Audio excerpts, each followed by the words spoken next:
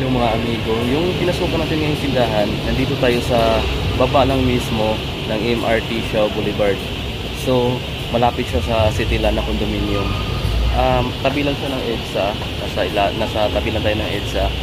So, marami ditong mga naka-sale sila. So, ito yung price list ng sale nila.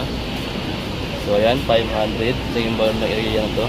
Tapos mayroon ding mga tag 300 plus to 400. Saka naka-new arrival yung iba dito. So ngayon, mumuntads muna natin to para makita niyo yung kabuuan ng sapatos. Tara!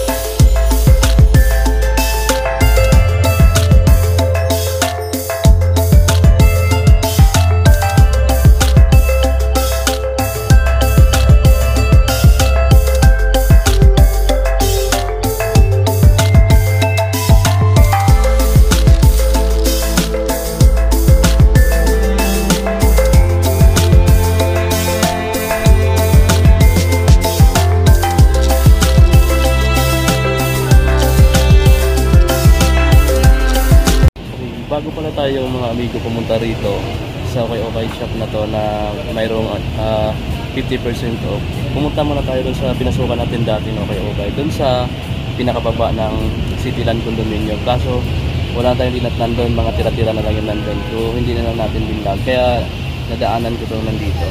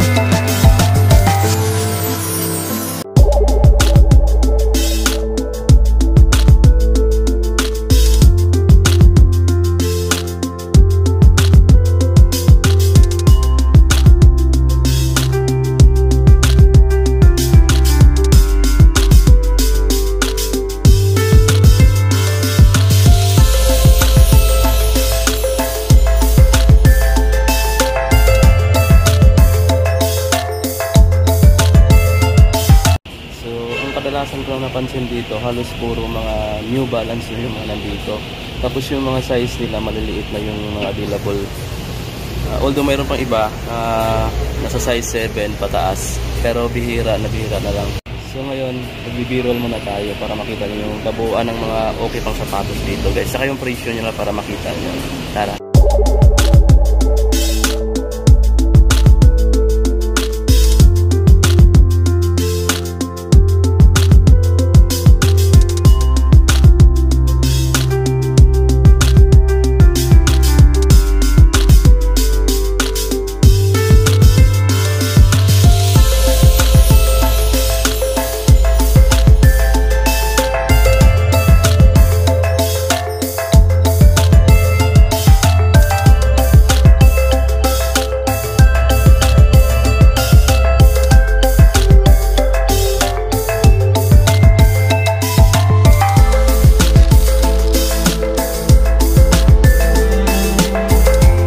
Size 7 and yeah.